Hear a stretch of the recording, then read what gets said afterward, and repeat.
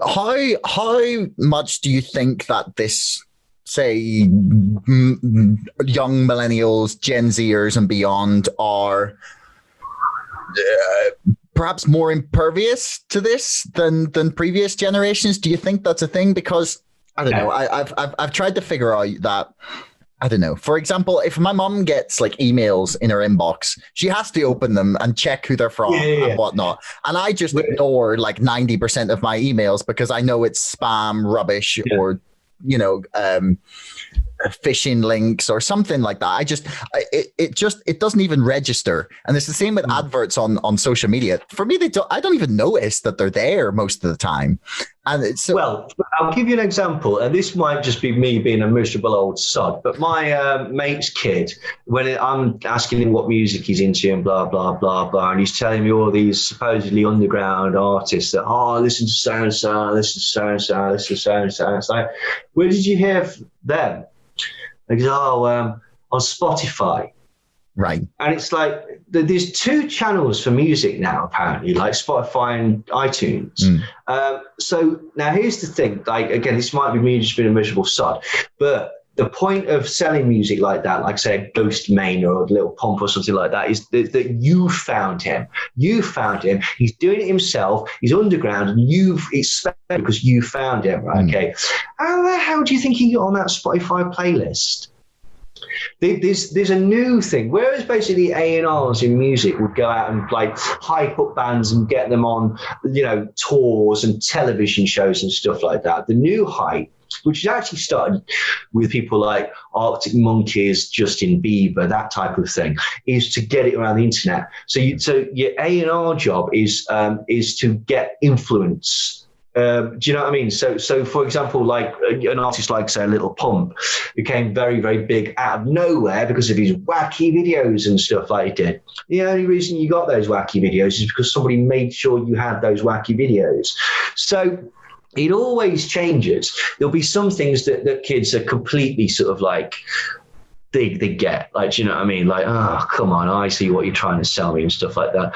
And then these are the things that people aren't savvy to. And everybody's susceptible to it. Like, literally everybody's susceptible to it. Like, because you can't be on your guard all the time because, you'd be a robot. It's exhausting. It's really exhausting sometimes. Yeah, totally. And again, the horrible thing about it is that, the best way to get somebody's money, you tell them what they want to hear. You figure out, and this was why Cambridge Analytica was successful, right? Okay. Just to sort of clarify what they did, they looked at your data, your emails, the way that the things that you liked and disliked, and they figured out what made you tick. They got data points about you and what makes you angry, what makes you sad, what makes you happy. And then they personally catered adverts and news stories that they knew would push your buttons and sent them to you, alongside creating sock puppet accounts so that you were bought into this sort of cult-like mentality and stuff like that. So the point is that basically they feed you the information which they know will appeal to you because of what they've been studying about you, and then they encourage you to disseminate and to spread and to become an evangelist for that information. And 9 times out of 10 that information is not true. So this is the problem that you're going to get into, is that basically by the time you're arguing about bending bananas, right? Do you know, or something ridiculous like that? So you can't even begin to. You've got to get through so much detritus before you. Why are you voting for it? Well, because of this, and this. None of those things are true, but we're going to have to go through each one of them and show you how they're not true. And the problem is, again, people just shut down. People don't want to be told that basically they've been tricked. Or lied to. So here's the very annoying thing, is that people will double down and they'll do all sorts of mental gymnastics to prove that they weren't wrong in the first place, rather than just basically go, oh, well, that's new information. Fair enough. Thank you. But again, it's not a criticism. Oh my God. Can you imagine Twitter if that's what happened?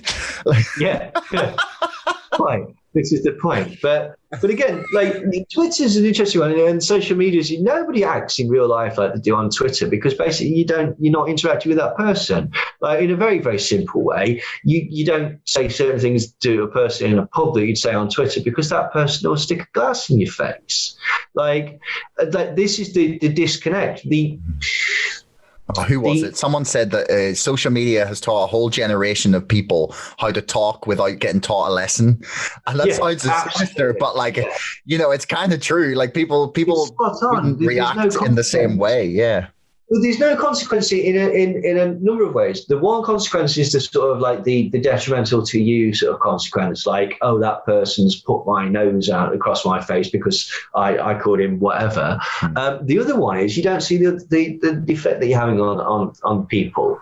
And most people who aren't psychopaths, when they realise they've upset someone, they'll empathise. And because you've got that separation, you've got the detachment, you've got an audience baying for you to pwn this fool and stuff like that. You don't get that. You just you're missing out on the body language. And body language is what, 85% of communication? Like the amount of conversations that I've had on social media where the sarcastic inflection or whatever has been totally missed.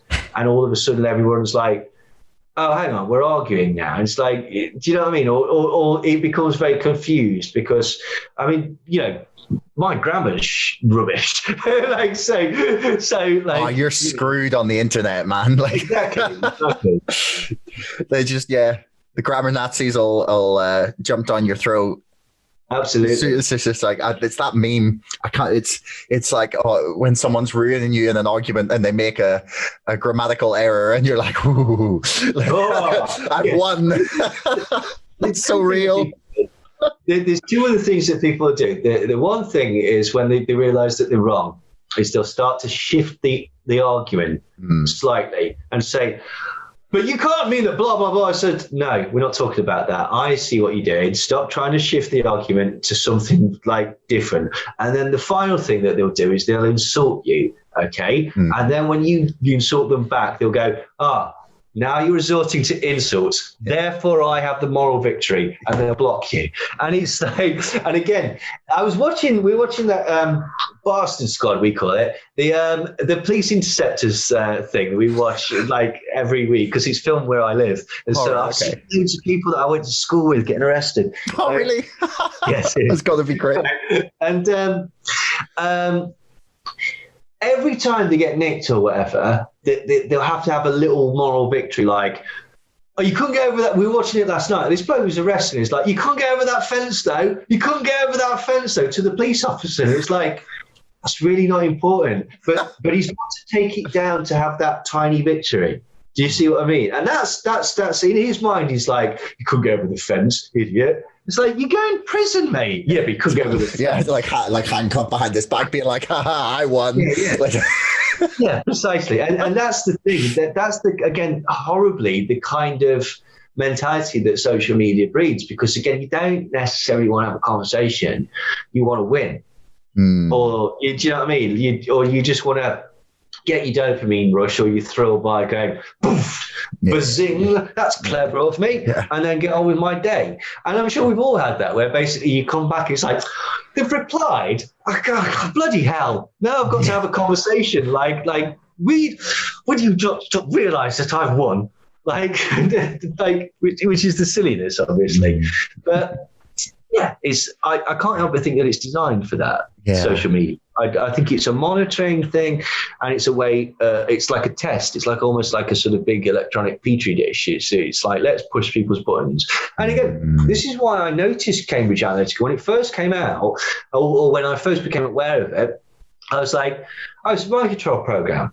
And the reason I was like as a mind control program is because it's so similar to Earnest Voice and Sentient World Simulation and ESCMISC and JTRIG and numerous other online manipulation programs, which basically you've got people like GCHQ and the Pentagon and the Department of Defense in America running simulation war games where they're basically trying to manipulate people against their will and without their knowledge. And 9 times out of 10, it's about taking over conversations online, manipulating people's emotions to get them angry or sad, and or introducing the concept of like a guru, like a leader that will take people in a particular way, and away from more sort of like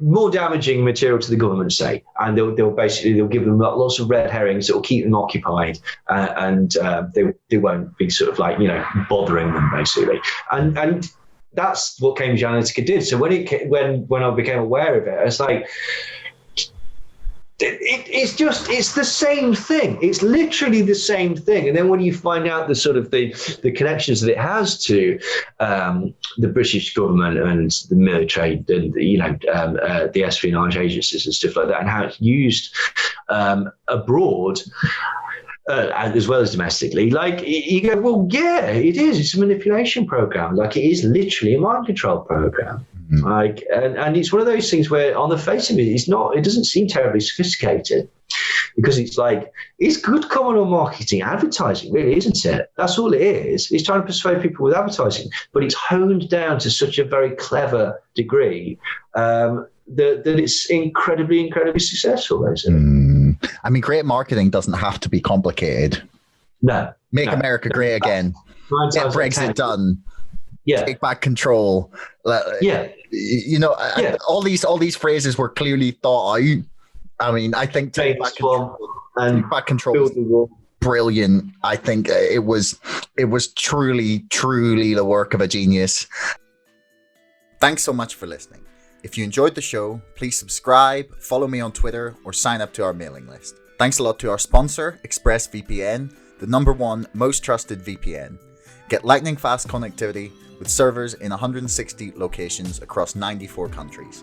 Keep your browsing privacy safe with ExpressVPN, and get a 35% discount on 12 months of ExpressVPN when you follow the link in the description below. Don't forget, my book is now out and available to order on Amazon and on bookshop.org. That's Brexit, the Establishment Civil War. And most importantly, thanks for listening. We'll see you next time.